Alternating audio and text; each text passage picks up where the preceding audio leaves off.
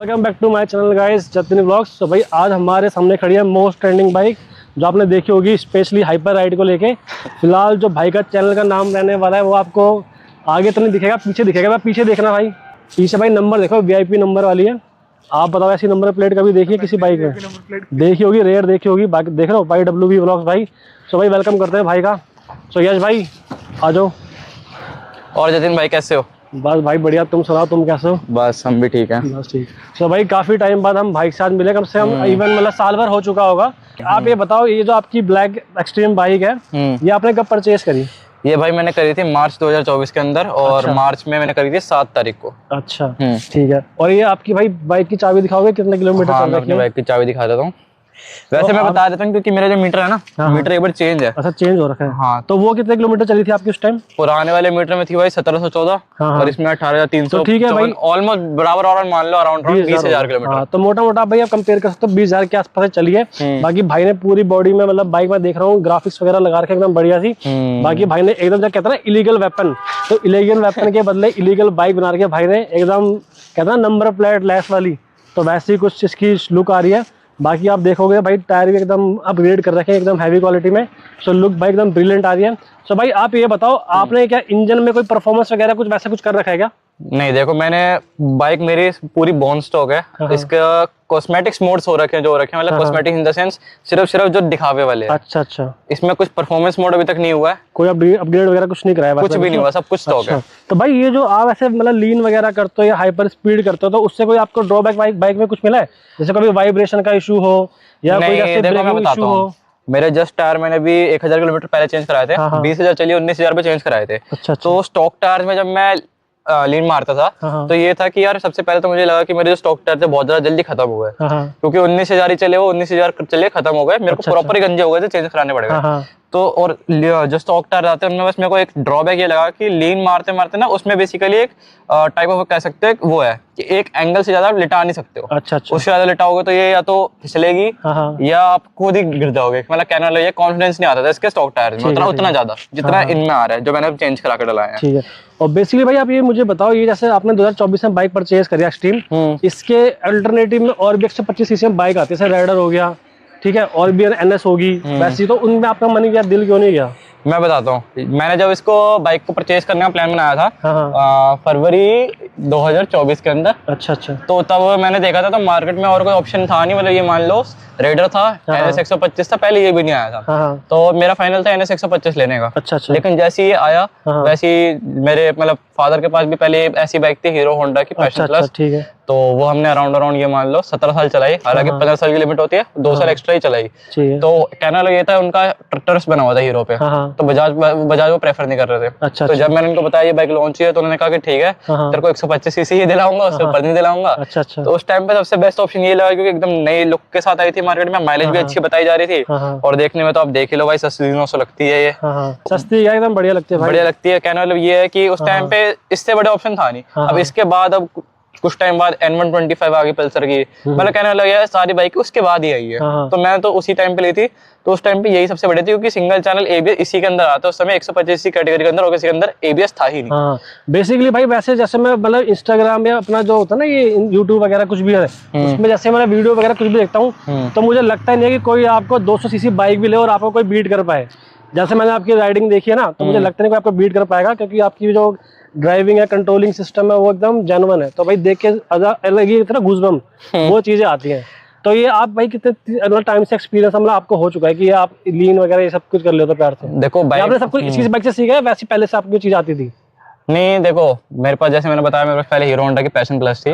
तो चलाता तो मैं तभी से था। मतलब मेरे को बाइक चलाते हुए मान लो आराम से 2 साल तो इसको हो गए, और वो चलाते हुए मेरे को 2 साल और हो गए थे। तो करीब मान लो 4-4.5 साल से मैं बाइक चला रहा हूँ। अच्छा। तो उस बाइक से मतलब जो उस बाइक पे पहले मैंने बाइक सीखी चलानी, उसी से थोड़ा बहुत भगाना सीखा, उसी में थोड़े कट मारने सीखे। अब उसके टायर थे बहुत पतले, अगर आप जानते हो स्प्लेंडर वगैरह बहुत पतले टायर आते हैं। तो जब बंदा उसमें वो चीजें करनी सीख जाए ना, तो ऐसी बाइक आती है तो उसमें मुश्किल नहीं होती। तो कहने मतलब ये है कि थोड़ी करके आदत थी। जब ये बाइक आई इस पे थोड़ा और ट्राई करा तो अब थोड़ा परफेक्शन बैठ गया। हालांकि मैं ये नहीं कहता कि हाँ मैं कभी ठोकूंगा नहीं, कुछ भी कभी भी हो सकता है इंसिडेंट। ये बात है कि दूसरों से कंपेयर में जब ट्रैफिक के अंदर चलाता हूँ तो ये जरूर कह सकता हूँ कि कोई बंदा 200 सीसी लाए, 250 सीसी लाए, मैं ट्रैफिक के अंदर उसको बीट करने का दम रखता हूँ। अब खाली रोड पे तो यार वो तो है, स्किल्स मैटर करती है, सही बात है, हाँ है ना, बाकी ट्रैफिक में स्किल्स मैटर करती है, सही बात। ठीक है, तो भाई बाकी एक चीज मुझे बताओ, जैसे मान लो आप जैसे आप रैश ड्राइविंग है जो भी आप करते हो, तो उसमें कोई आपको कभी ऐसा लगा कि हाँ भाई इंजन में कोई इफेक्ट आ गया हो, वैसे कोई कंप्लेन वैसा कुछ आया हो?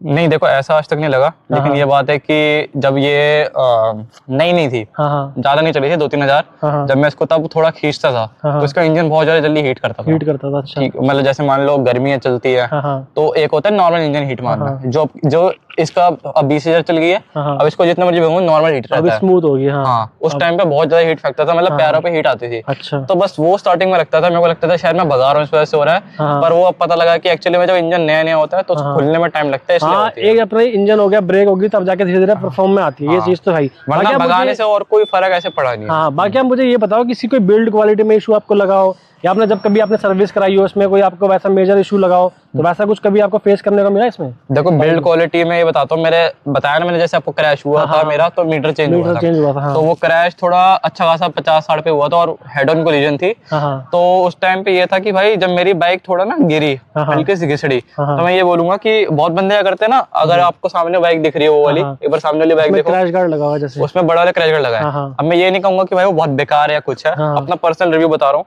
जो ये कंपनी की तरफ से भाई स्टॉक क्रैश गार्ड आया, इसने मेरी बाइक को उस समय पे अच्छा खासा बचाया था। मतलब ये मान लो जो ये चीज है ये तक नहीं टूटी थी भाई, मेरी 50-60 पे घिसड़ी थी मेरी बाइक, तब भी ये टूटी नहीं थी। तो ये वाला जो क्रैश गार्ड है ना, ये मेरे को स्टॉक वाला कंपनी वाला अच्छा लगता है। तो बिल्ड क्वालिटी वाइज थोड़ा बहुत ठीक है, लेकिन कहीं ना कहीं जो इसका प्लास्टिक फाइबर है वो थोड़ा मैटर करता है। जैसे अगर आप पास आओ, मैं आपको यहाँ से एक चीज दिखाता हूँ, इधर आओ, अगर आपको यहाँ से पास से दिखाऊं तो ये आप देख पा रहे होगे भाई, आप ये देख रहे हो एक क्रैक पड़ा हुआ है। और ये पता है क्रैक कैसे आया है? ये क्रैक ऐसा आया है कि मेरे साथ में ना एक बाइक खड़ी थी ट्रैफिक में, तो वो थोड़ा पास में आ गई। अब वो उसका क्या हुआ पता नहीं, उसने क्या करा, एकदम से हैंडल यूं काटा, काटते के साथ ही उसका हैंडल यहाँ बजा, और ज्यादा तेज भी नहीं बजा था, थोड़ा धीरे ही बजा था, उतने में ये अच्छा खासा क्रैक आ गया। मतलब हल्के इम्पैक्ट से इसमें क्रैक आ गई ना। हाँ, तो कहने वाला ये है कि ओवरऑल अगर बाइक की जैसे चेसी और सबकी चीजों की बात करें तो ठीक है बिल्ड क्वालिटी, लेकिन फाइबर थोड़ा लो क्वालिटी का, लेकिन जिस हिसाब से इन्होंने बाइक दी है, जितने प्राइस में दी है, उसके हिसाब से मुझे लगता है कि फिर वर्थ इट भी है।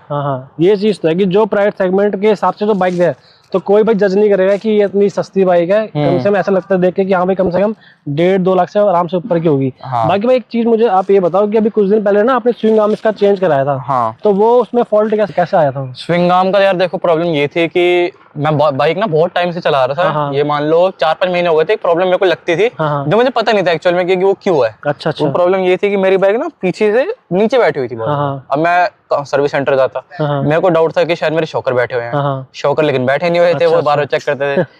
इंडियन रोड किंग करके हैं, देखा हुआ मैंने, बड़े साइड रहता। हाँ, तो शिवम भाई हमारे वो मेरे से मिले थे, तो उनकी बाइक में मेरे ख्याल 2 या 3 बार स्विंग आर्म ऑलरेडी चेंज हो गया, तो उन्होंने मेरी बाइक का भी स्विंग आर्म देखा, कह रहे थे तुम्हारा एक्चुअली बेंड है। अब वो बेंड 2 चीजों से आता है। पहला होता है कि या तो एकदम मान लो 100 बहुत स्पीड में किसी बहुत गहरे खड्डे में लगे, या फिर दूसरी चीज ये आता है कि जैसे मान लो कभी कभार अगर आप मेरी वीडियो देखी हो तो मैं हल्का फुल्का स्टंटिंग प्रैक्टिस करता था। तो स्टंटिंग में क्या है कि हम स्टॉप ही मारते हैं, तो बहुत कई बार होता है कि एकदम यूं खींच के बजती है। ठीक है। तो वो 2 रीजन हो सकते हैं, हालांकि दूसरा उतना ज्यादा नहीं है, क्योंकि स्टॉप पे जितनी मर्जी तेज नीचे आए, जहां से स्विंग आर्म बेंड हुआ था वहां से बेंड होने का कोई चांस नहीं है। तो मेरे को जहां तक लगता था ये लगता है कि किसी ने या तो खड्डे में जाके बजी थी तभी हुआ था। अब वो मेरे को याद नहीं कब हुआ, मैंने आपको खुद बताया कि मेरे को पता भी नहीं था वो बेंड है, तो ये दिक्कत। ठीक है। बाकी भाई मैंने आपके देखे आप हिल स्टेशन वगैरह जाते रहते हो, ठीक है, जैसे 1 डे रनिंग मतलब आना जाना अप डाउन करते हो, तो उसमें आपको कैसा मतलब फीडबैक लगा बाइक का?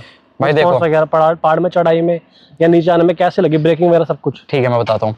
आज तक मैंने अगर सिर्फ पहाड़ों की बात करूँ तो पहाड़ों में मैंने इससे 2 लॉन्ग राइड मारी है, एक मारी मसूरी की, एक मारी नैनीताल की, और दोनों ही 1 डे अप डाउन थी। सुबह मैं 4 बजे घर से निकला और रात को 10-11 बजे तक मैं घर पे था। तो एक दिन में मैंने अराउंड मान लो कम से कम 600 से 700 किलोमीटर मैंने कवर कर रखे। अच्छा। अब बहुत बंदे सोचते हैं कि भाई 125 सीसी की बाइक है, एक दिन में इतने ऐसा कैसे कवर कर लिया, मतलब बंदों को लगता है फेक है, लेकिन मैंने वीडियो डाल रखी है तो बंदा कोई वीडियो देखता भी नहीं है। नहीं, जो आपकी स्किल्स दिखेगा तो बन जाएगा, यहाँ बंदा कर सकता है। ठीक है, तो मैंने ये मान लो ऑलमोस्ट नॉन स्टॉप ही बोलूंगा, बीच में एक आधा स्टॉप लेता था मैं, मुश्किल से 10-15 मिनट का, उसको मैं स्टॉप नहीं बोलूंगा, क्योंकि अगर आप बाइक को लगातार खींच के चल रहे हो 100-110 पे, तो बाइक को थोड़ा रिलीफ के लिए करना ही पड़ेगा। आधे घंटा पेन वो आपको आधे घंटे के लिए ना इसको गैप देना चाहिए कि मैं 10-15 मिनट देता हूँ, तो मैं इसको गैप नहीं मानूंगा, नॉन स्टॉप ही बोलूंगा। वो तो चीज है। तो ये भाई बिल्कुल बिना कोई स्ट्रगल के बहुत आराम से खिंचती हुई जाती है।